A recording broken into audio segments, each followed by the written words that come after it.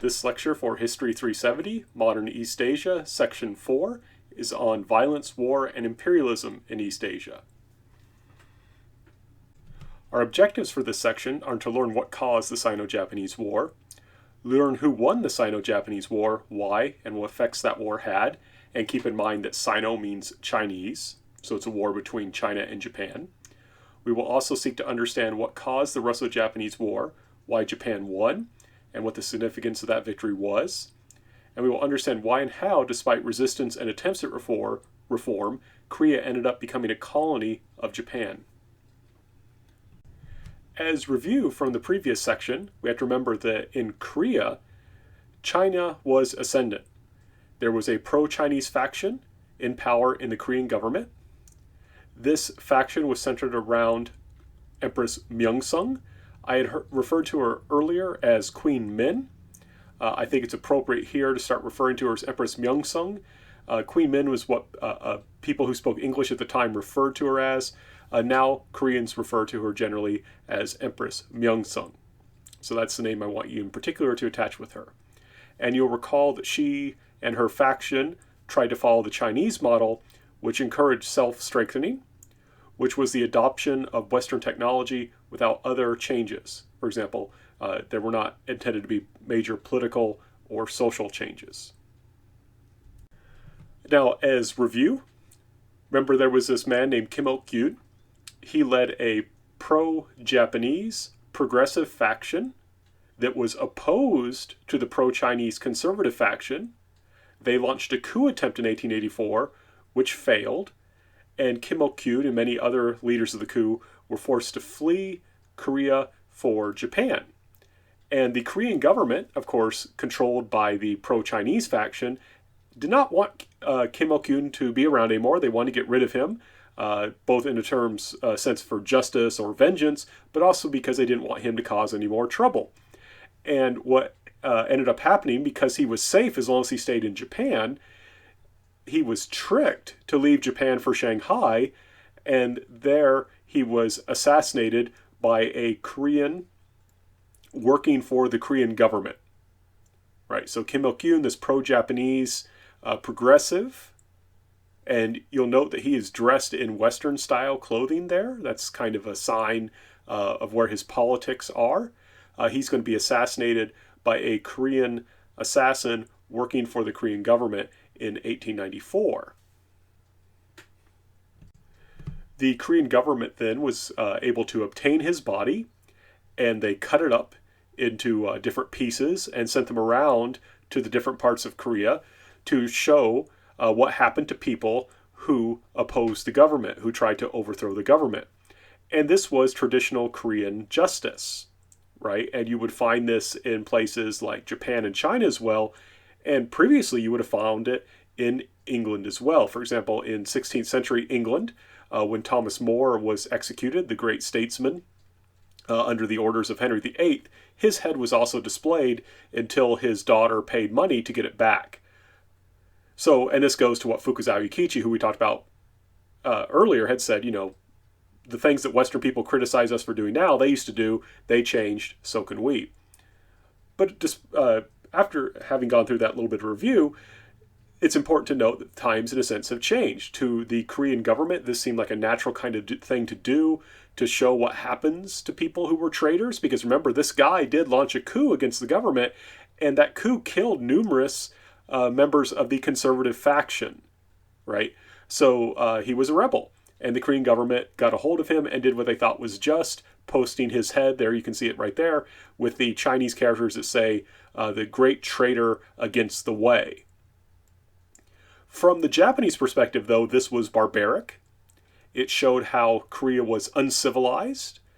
Japanese were also upset because, of course, Kim Il-kyun had been under their protection.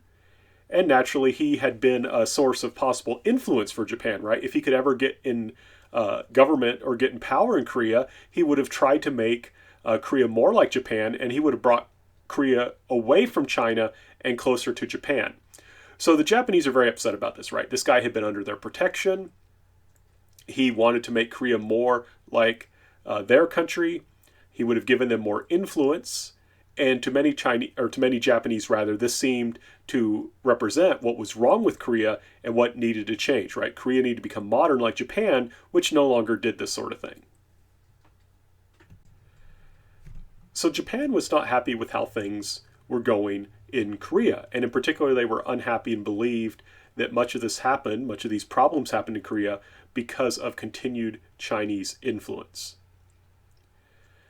Now, this will eventually help lead to a war, right? There's this growing frustration among the Japanese about China and its influence on Korea, and it being understood as being bad for the entire region, as being dangerous for the region.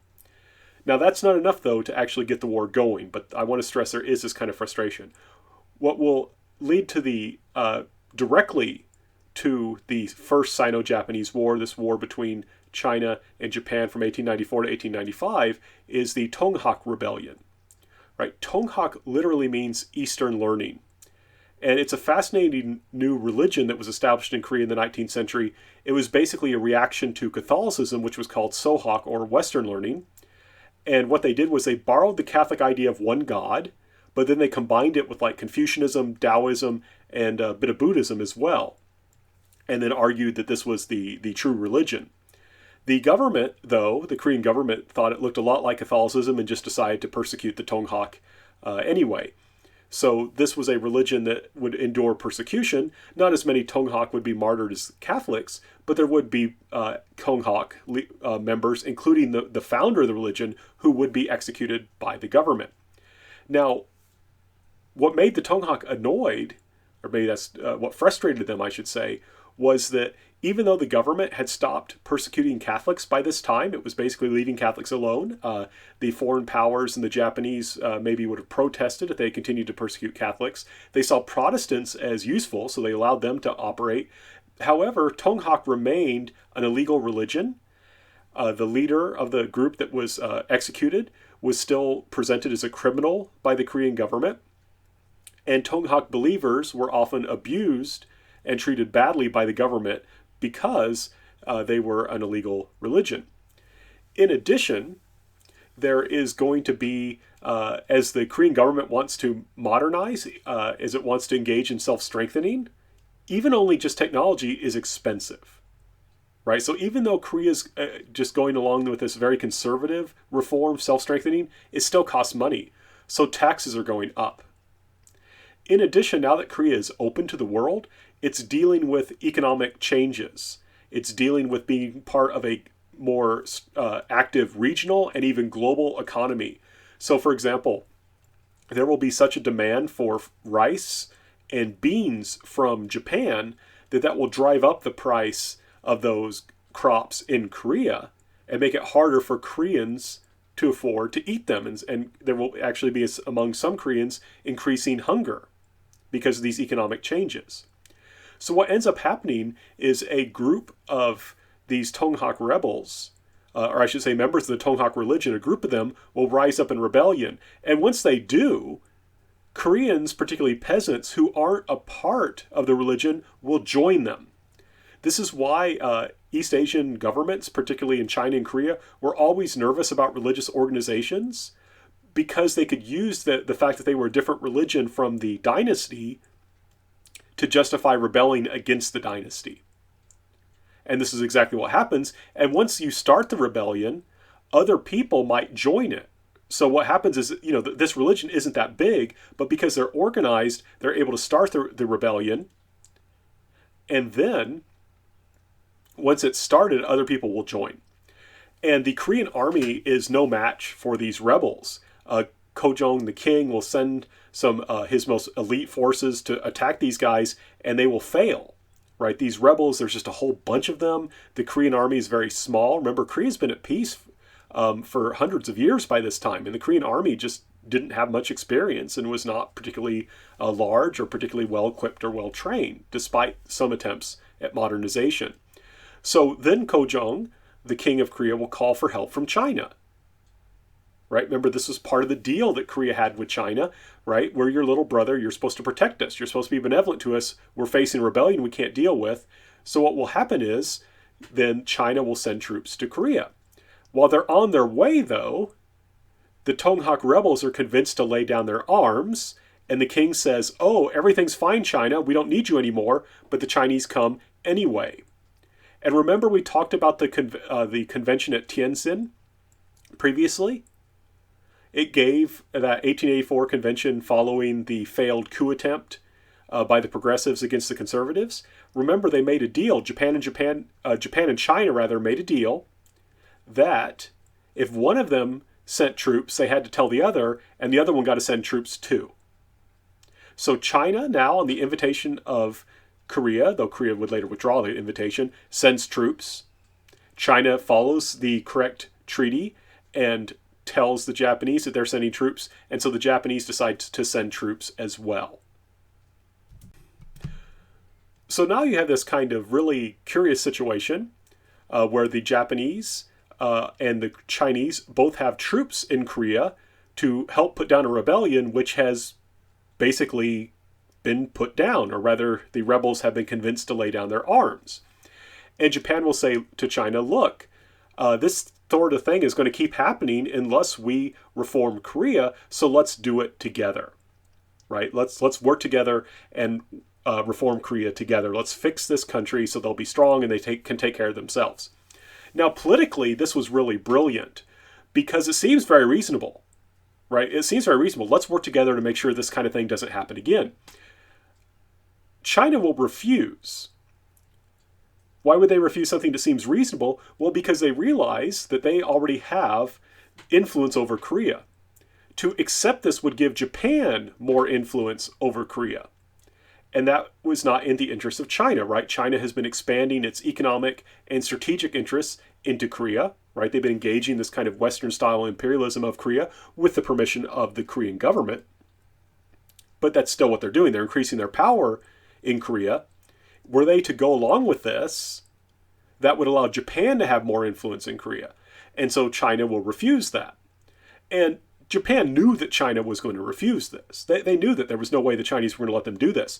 But this allowed Japan to look very reasonable on the world stage. All we're doing is we want to reform Korea. We want to fix it so this kind of problem doesn't happen again. And it gives Japan a reason to go to war. Right? It gives Japan a reason to go to war.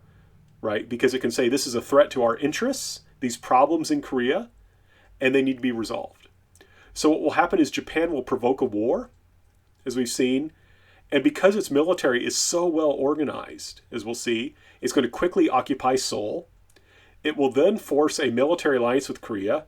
So now this gives justification for Japan's actions, right? And Japan is very careful and very savvy when it comes to international law, right? They quickly get control over Seoul. They will then force Korea to accept a military alliance, which says, okay, look, now everything we're doing is legal. The Koreans want us here. They want us to fight to drive out Chinese influence. Right? See, here it is. It's on this treaty they just signed with us for our military alliance. So Japan is very savvy in playing this game of imperialism, and it learned well from the Western powers. The Tonghak are upset about this. Right? The Tonghak had rebelled in part because they were not happy with foreign intervention in Korea. They were unhappy that now that Korea was open, you had all this foreign influence. Now there's even more. So they will rise up again. But now the Japanese government forces will not have no trouble putting them down. Right? The Tonghak will be quickly suppressed again, and that will be the end of their rebellion. That's their leader who's been captured and will be executed. As an aside, today he's considered very much a hero in Korea because he understood himself as fighting for Korea against foreign influence. Now, before we actually fight this war, we need to understand a little bit about what the Japanese understood themselves as fighting for. They're going to be the ones who win the war, and they're going to be trying to transform Korea, and they're the ones who will ultimately colonize Korea. So it's very important for us to focus on how they understood themselves as acting. Right? I just talked about previously how they are acting in part to increase their influence in Korea. That will give them, that will take care of their security, their strategic concerns, right? They're concerned about who controls the Korean Peninsula because they're worried that they may be, that the Korean Peninsula, which like I said before, is like a bridge over which culture and trade can march, but also armies can march. They're very concerned with who controls that.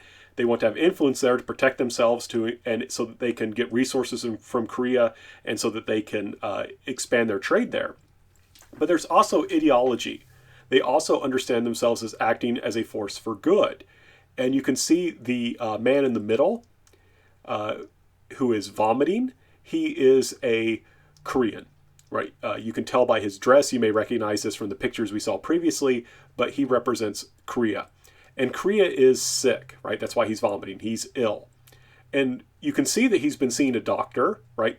Below him, you see some writing on a piece of paper, and you can see a kind of cup. And then there's a Japanese man behind him who is a doctor and who's purging him of the whatever it is that's causing his illness, right? So there's this idea that Korea is sick and it needs someone to cure it of its illness, right? And the Japanese physician has given the Korean patient a purgative, something to make him purge out, or rather I should say an ipecac, something to make him vomit, right? Whatever's inside of him making him sick. And look what he's vomiting out. Chinese people, right? Those are Chinese people. You can tell by the pigtails, the Q, as they were also called. So he is being, this Japanese doctor is healing this Korean by removing Chinese influence, right? So there's this idea among the Japanese, we are a modern country, we're a civilized country, and these Koreans have become ill because of all this Chinese influence. We're going to purge Korea of this Chinese influence and thereby help Korea, right? So Japan understands itself as working to benefit its own growing empire, right? Japan is going to be able to expand trade if it gets more influence in Korea, get more resources from Korea, especially food. Japan wants as much food as it can get. And of course, it will also be able to take care of its trade and security needs if it's able to gain more influence over Korea. But there's also this idea, we're helping the Koreans, right? We're helping the Koreans against those Chinese who are such a negative influence.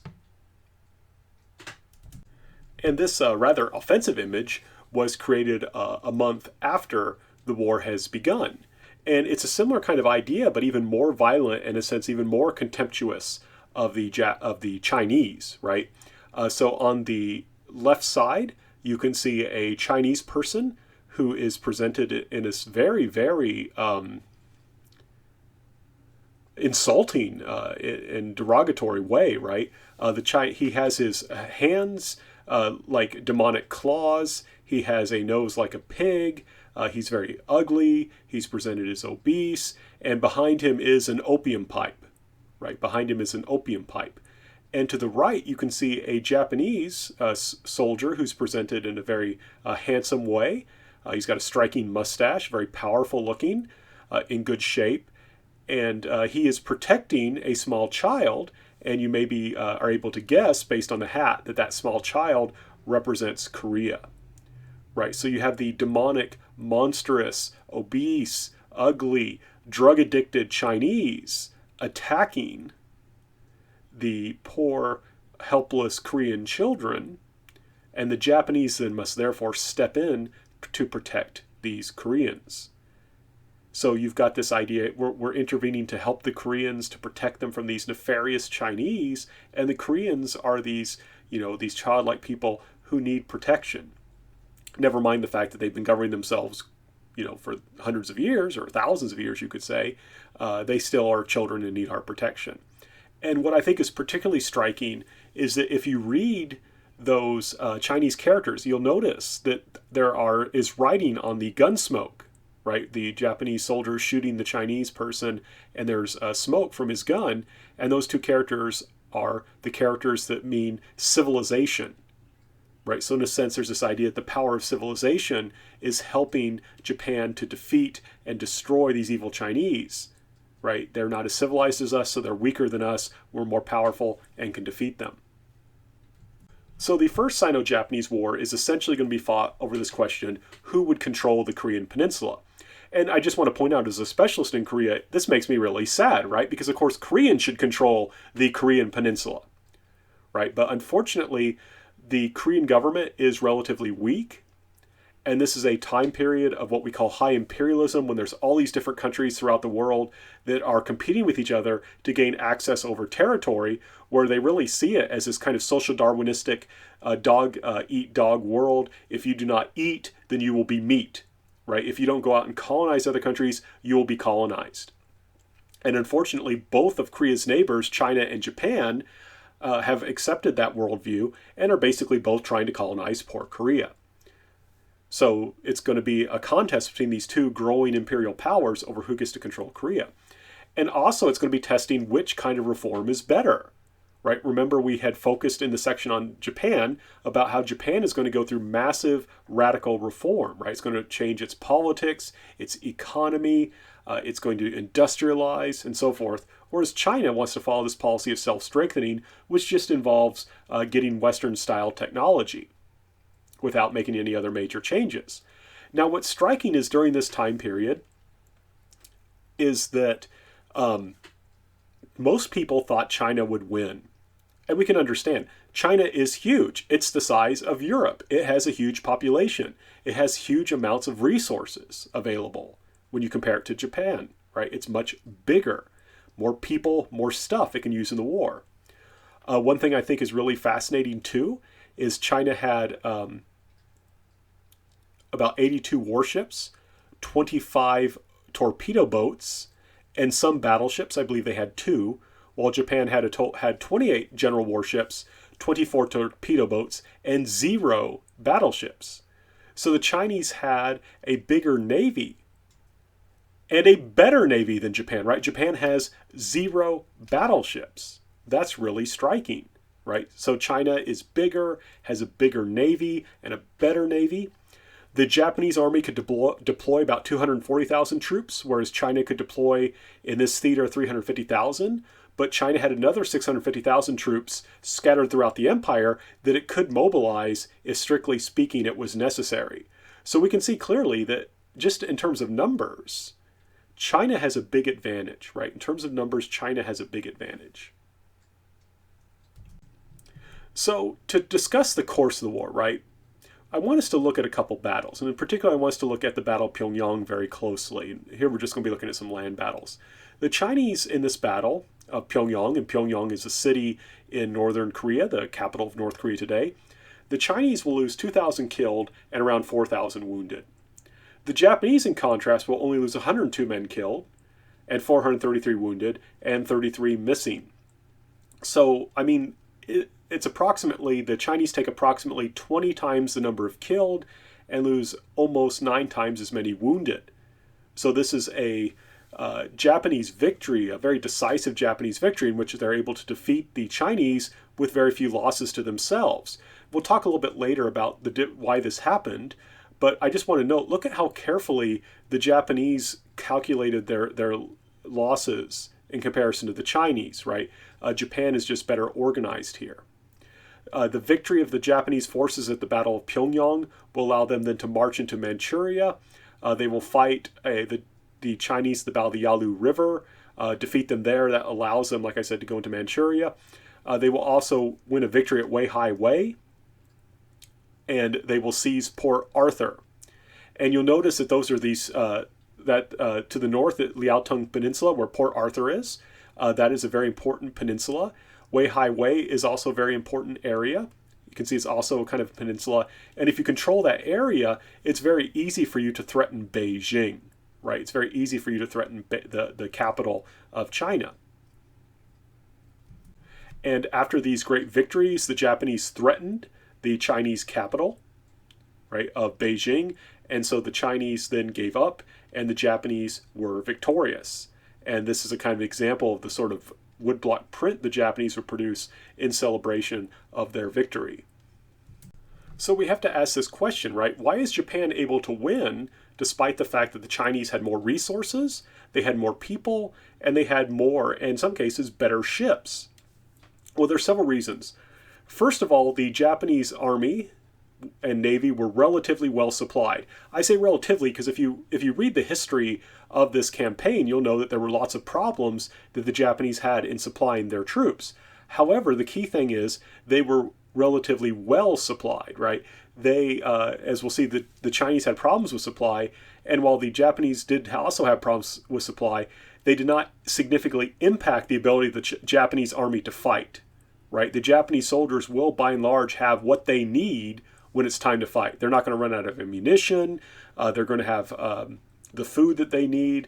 So they're going to be able to keep their army supplied despite the fact that it's operating in China and Korea and not Japan, whereas the Chinese will have trouble supplying their army even when it's fighting in China. The Japanese will also have relatively good coordination between their units. The different regiments, battalions, divisions, whichever, parts of the army are able to work together well to accomplish their goals. The Army and the Navy cooperate and work together well too. So the Japanese army is well coordinated for the most part. Again, I say relatively because if you read this, there are some problems, but the key thing is that it did not significantly impact their ability to fight. They never had some problems that made it so they would lose a battle, for example. And for the most part, they actually worked well together. The Japanese were also able to concentrate their forces well because they had relatively good coordination. So the thing is, even though the Chinese had more troops, typically when there was a battle, the Japanese actually had more soldiers at that particular battle. So if you just look at the total numbers of troops, yeah, the Chinese have a lot more troops, but the Japanese typically have more troops wherever the battle is happening.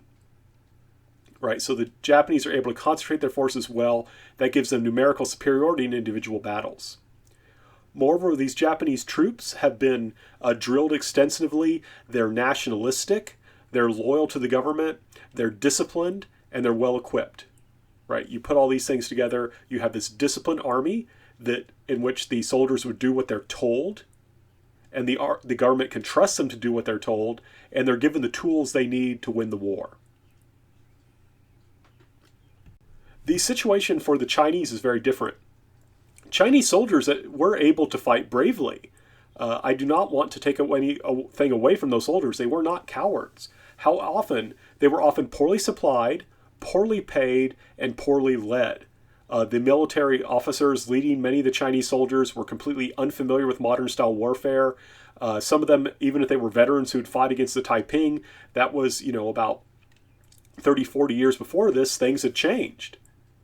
So whereas Chinese could be brave soldiers, when they were not given the weapons they needed, when they were not given the ammunition they were needed, when they were not paid, and when they had people who were commanding them who really didn't understand modern warfare, they very quickly lost morale, right? So they're not willing to fight that hard because they're not given the tools they need to fight, and they're not being told how to fight properly by their officers. So that's a big problem. In addition, the Chinese armies were often divided by regional loyalties and dialects.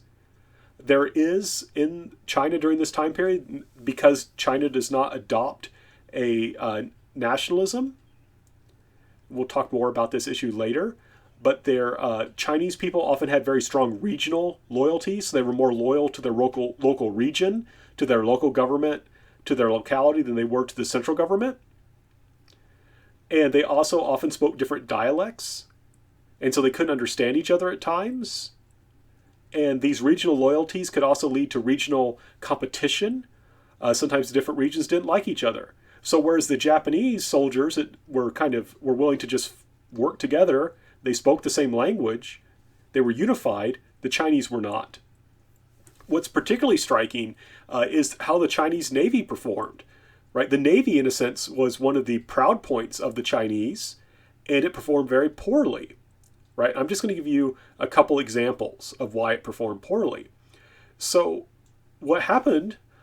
Sometimes during a naval battle, the Chinese and the Japanese would fight, and during this time period, they used what are called shells. They didn't fire like cannonballs; they fired a shell, like a canister full of gunpowder.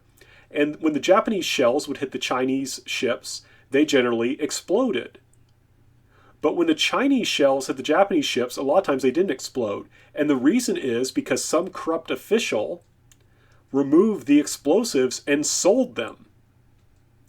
That's a serious problem, right? That's a serious problem. Can you imagine that, right? That you have officials who are so corrupt and who so lack patriotism that they're willing to endanger the lives of the soldiers under their care by selling vital war materials. That's really bad. That's a serious problem. Similarly, you can see that marble boat on the right side of this slide. That boat is a boat made of marble. It floats inside of a pond in a royal palace. And it was constructed by the Empress Dowager, who basically embezzled money that was meant to go to the Navy. Right? So instead of building better ships and making sure that they had, explosives and shells that actually had explosives in them, this Empress Dowager, which Empress Dowager basically means like an emperor's mom, is going to waste money on this marble boat that serves no practical purpose. Right? So this is a problem with corruption. Money that the government has is not being spent well. Even when they as you can see from the building of this marble boat, and even when it is spent properly, corrupt officials might sabotage the whole thing by, selling vital parts of shells like explosives. In addition, one thing that's really striking too is that the Chinese Navy was basically split into two parts, a northern fleet and a southern fleet. Most of the battles, the naval battles, took place between the northern fleet and the Japanese.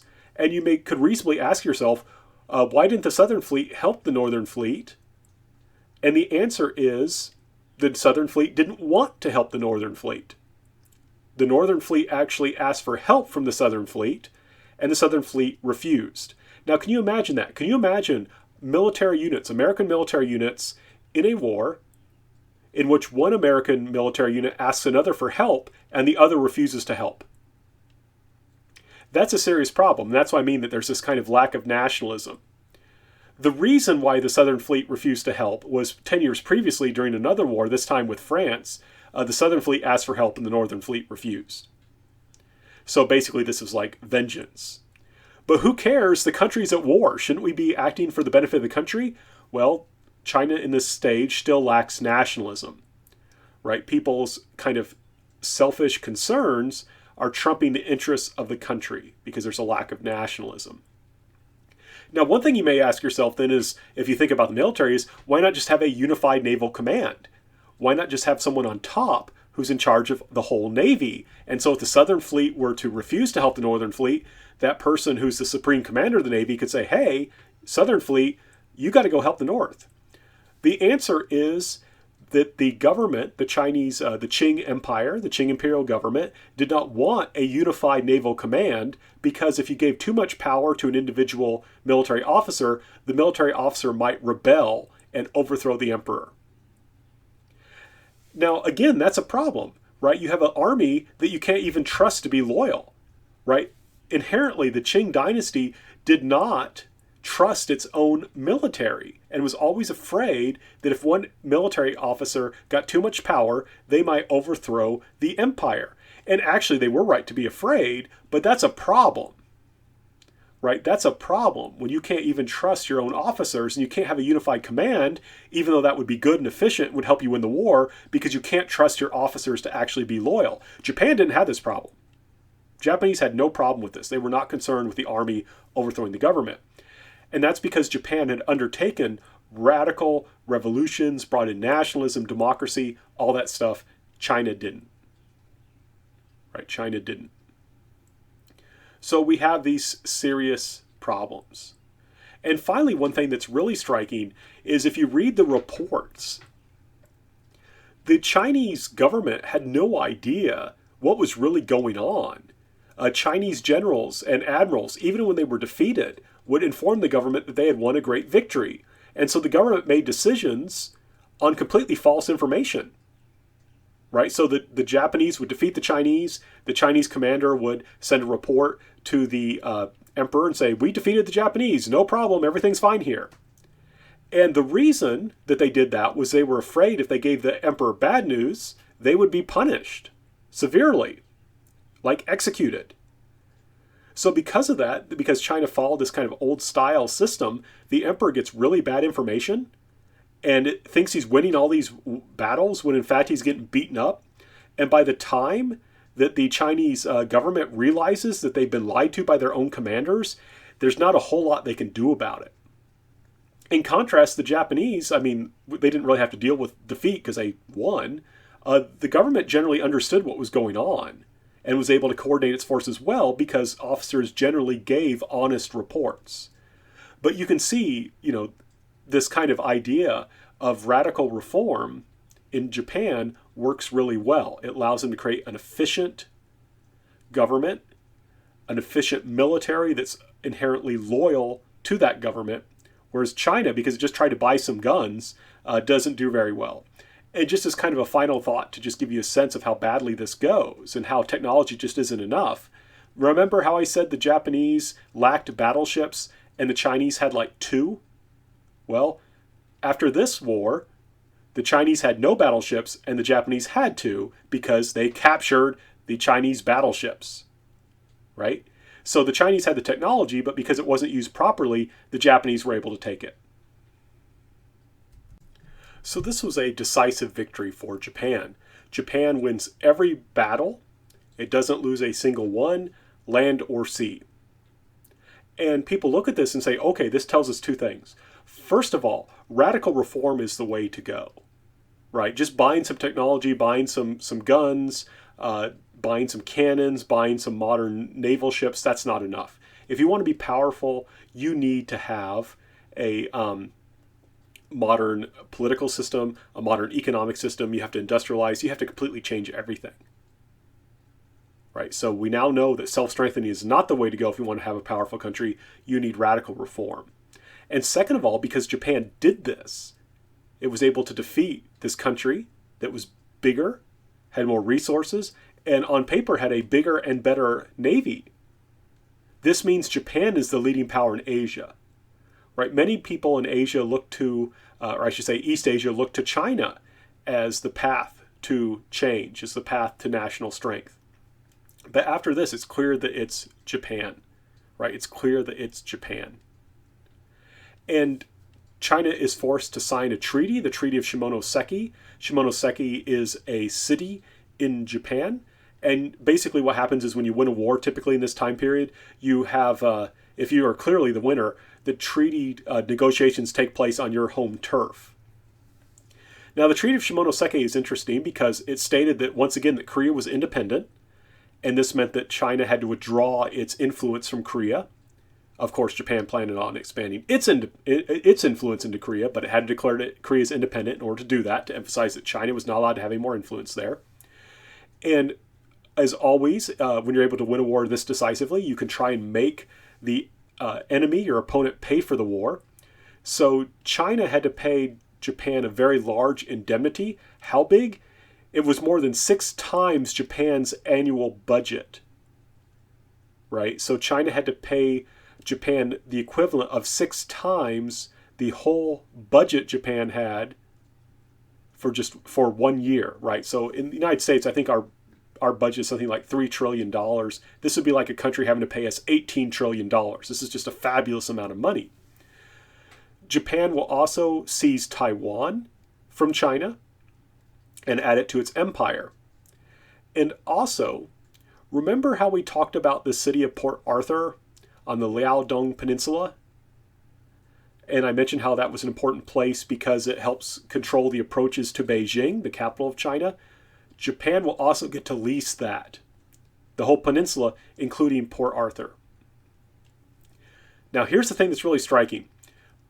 If you look at that image on the right, again, it's kind of a funny image because in one side, it recognizes that Japan has become the leading power in Asia, or East Asia, I should say, but it's not particularly respectful, right? You have, the caption is "the Jap in the China shop," and you've got this chubby, kind of incompetent Chinese soldier who's been seized by his queue by the Japanese boy, and he's going to basically give him a spanking, right? That's why he's got a branch, right? It's a switch. He's going to spank him with the switch. And, this is, on one side, while it recognizes that Japan has become very powerful, it still essentially is belittling East Asian people and presenting them as kind of silly, right? The Chinese are this overweight, kind of middle-aged guy that's incompetent. And while the Japanese are competent, they're still just kids. And it's based on this kind of image, in a sense, so this is coming from a British magazine, that Russia, France, and Germany are going to intervene and force Japan to give the Liaodong Peninsula back to China, right? This is called the Triple Intervention. Russia does not want Japan to have the Liaodong Peninsula. As we'll see, it's because it wants it for itself. But Russia does not want Japan to have that. So Russia gets together with its ally France, and they also get Germany to work with them, and they send some of their navy to Japan as a demonstration of strength to force the Japanese to back down, right? To force the Japanese to back down and give the Liaodong Peninsula back to China. This naturally is very humiliating for the Japanese. They just won this war. They saw that their lease on the Liaodong Peninsula was necessary for their security, for their trade interests, and was theirs by right because they were victorious in this war. And then these big Western imperial countries come and threaten them to give up the Liaodong Peninsula. Right, so and Japan had no choice but to comply. What could they do against the navies of Russia, France, and Germany? They couldn't do anything, and so they had to comply and return the Liaodong Peninsula back to China. They weren't going to be taking it forever. It was going to be leased to them, but it was going to give them a huge amount of influence. And in exchange, China had to pay them more money. But this made Japan very angry and kind of frustrated with Western empires. Japan will react to the humiliation of the Triple Intervention by using the money that China has to pay it as an indemnity to build up its navy. Between 1895 and 1904, 1904 is a very important year because that's the war that Russia and Japan will go to war with each other. Japan will build 44 ships of a tonnage, and that's a measurement for how big ships are, a tonnage more than double what France, Russia, and Germany built during that period combined. So the Japanese go on this crash course of naval building, right? And that's astounding that they're able to build more ships using that money they got from China than twice as much as France, Russia, and Germany built during that period combined. The Japanese army will also be expanded from a peacetime strength of 50,000 to 150,000. So they're going to triple the size of their army during peace. And wartime will also be tripled from about 200,000 to 600,000. And to give you an idea of how serious this was, in 1897, military spending was over half of the Japanese budget. So the Japanese, being victorious in war, it doesn't make them sit back and say, hey, we won the war. Rather, the growing imperialism of Russia, France, and Germany, right, kind of matches Japan's growing imperialism, but Russia, France, and Germany, by engaging the Triple Intervention, have given the Japanese a sense of like, oh, the Western powers can gang up on us and try and keep us down. So we need to expand our military, right? We need to expand our military. But here's the thing, and this is one thing that makes the Japanese government in 1902 very different from, say, the Japanese government in 1941, is that they understand diplomacy much better in this time period. We'll talk about this later, but you can think about Japan's descent into World War II as a failure of diplomacy. But what happens is Japan realizes that even if it builds up its military, it cannot possibly stand up to an alliance of Russia, France, and Germany against it, right? That's impossible. It doesn't matter how much they build up their navy, how much they build up their army. They can never stand up to all three of those countries at one time. So Japan engages in diplomacy. Britain during this time period felt diplomatically isolated. And so Japan entered into negotiations to have an alliance with Britain. And this alliance stated that if Britain or Japan found themselves in war with one power and a second power intervened, then they also would intervene. So in other words, let's say Japan is at war with Russia and France intervenes, then Britain would also intervene.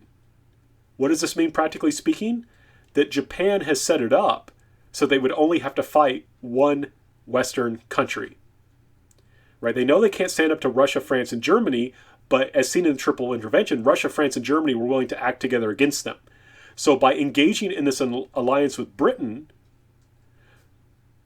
Japan is able to make sure that if they end up in a war with someone like Russia, that if someone tries to help Russia, Britain will help them. And this will make sure that Japan only has to fight one country. That's going to be hard enough. But when you put these two things together, this military buildup with this diplomacy, you can see Japan really knows what it's doing. This is a very savvy policy to take, right? This makes a lot of sense. And it's quite clear that they are preparing for a coming war with Russia. They know that there's a good chance they're going to have to fight another war sometime, and it's probably going to be against Russia.